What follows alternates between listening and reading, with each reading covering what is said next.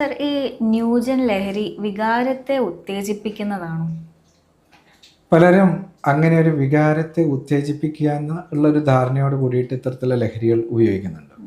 ഉദാഹരണത്തിന് കഞ്ചാവ്, കന്നാബീസ്, അതിനെ പലർക്കൊരു ധാരണയുണ്ട് അഫ്രോഡിസിയാക്, അതായത് നമ്മുടെ വികാരങ്ങളെ ഉത്തേജിപ്പിക്കുന്ന ഒരു മരുന്നായിട്ട് പലരും കരുതുന്നുണ്ട്, അത് പലരും കഴിക്കുന്നുണ്ട്. പക്ഷേ അതിൻ്റെ പ്രശ്നം എന്താണെന്ന് വെച്ചാൽ അത് ഉപയോഗിച്ച് കഴിഞ്ഞാൽ അത് ഉണ്ടാക്കുന്നൊരു മായികമായിട്ടുള്ളൊരവസ്ഥയാണ്. ആ ഒരു മയക്കപ്പെട്ടൊരവസ്ഥയുണ്ടല്ലോ, ആ അവസ്ഥയിൽ ആ വ്യക്തിക്ക് എന്താ ചെയ്യുന്നത്, എന്താണ് സംഭവിക്കുന്നത് അറിയാതെ ആ വ്യക്തി വിചാരിക്കുന്നത് അയാൾ വളരെ നന്നായിട്ട് പെർഫോം ചെയ്യുന്നു എന്നുള്ളതാണ്. പക്ഷേ ആക്ച്വലി അതല്ല സംഭവിക്കുന്നത്. അവരുടെ പാർട്ട്നേഴ്സിനോടൊക്കെ ചോദിച്ചു കഴിഞ്ഞാൽ പലപ്പോഴും വളരെ വികൃതമായിട്ടും അവർക്ക് ലൈംഗികമായിട്ടോ ഒന്നും ചെയ്യാൻ പറ്റാത്തൊരവസ്ഥയിലാണ് അവർ പെർഫോം ചെയ്യുന്നത്.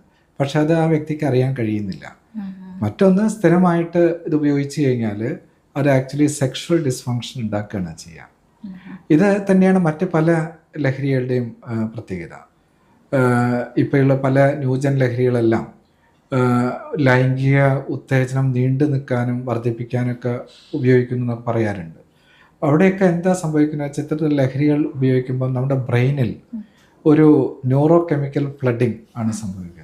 അതിൻ്റെ ഒരു ന്യൂറോ കെമിക്കൽസ് ഭയങ്കരമായിട്ട് തലച്ചോറിലേക്ക് റിലീസ് ചെയ്ത് അതിൻ്റെ ഒരു പ്രളയമാണ് സംഭവിക്കുന്നത്.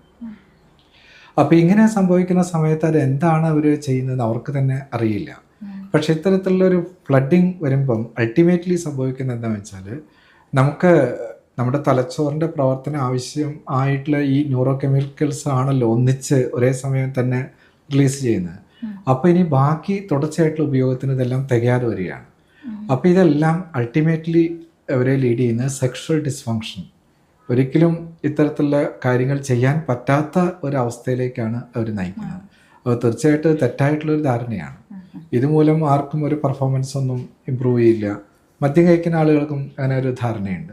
പക്ഷെ അവരുടെ പാർട്ട്നേഴ്സിനോട് ചോദിക്കുകയാണെങ്കിൽ വളരെ ദയനീയമായിട്ടുള്ള പ്രകടനമായിരിക്കും അവർ കാഴ്ചവെക്കുന്നത്. മാത്രമല്ല, ഇങ്ങനെ ഉപയോഗിച്ച് അവർക്ക് സംശയങ്ങൾ വരാനുള്ള സാധ്യതയും വളരെ കൂടുതലാണ്. ഡെല്യൂഷൻ ഓഫ് ഇൻഫെഡിലിറ്റി എന്ന് പറയും. അതായത് ഇവർ വിചാരിക്കുന്ന രീതിയിലുള്ള പ്രകടനം അല്ല പാർട്ട്ണറിൻ്റെ സൈഡിൽ നിന്ന് വരുന്നത് എന്നുള്ളതായിരിക്കും ഇവർക്ക് തോന്നുന്നത്. ഇത്തരത്തിൽ വികലമായിട്ട് ചില പെരുമാറ്റത്തിൽ നിന്ന് വരുന്നതാണ്. അപ്പോൾ ഈ തങ്ങളുടെ പാർട്ട്ണർക്ക് ഇവരോട് താല്പര്യമില്ല, വേറെ ആരോടോ താല്പര്യമുള്ളതുകൊണ്ട് തങ്ങളോട് താല്പര്യക്കുറവ് കാണിക്കുകയാണെന്നുള്ള രീതിയിൽ സംശയരോഗം, ഡെല്യൂഷൻ ഓഫ് ഇൻഫെഡിലിറ്റി വളരെ അപകടകരമായിട്ടുള്ള അവസ്ഥയിലേക്ക് എത്തുകയും ഇവർക്ക് സെക്ഷൽ ഡിസ്ഫങ്ഷൻ എന്നുള്ള വളരെ പരിതാപകരമായിട്ടുള്ള അവസ്ഥയിലേക്കും പ്രവേശിക്കുകയാണ് ഇത്തരത്തിലുള്ള ലഹരി ഉപയോഗം കൊണ്ട് അവർക്ക് സംഭവിക്കുന്നത്. Okay sir, thank you.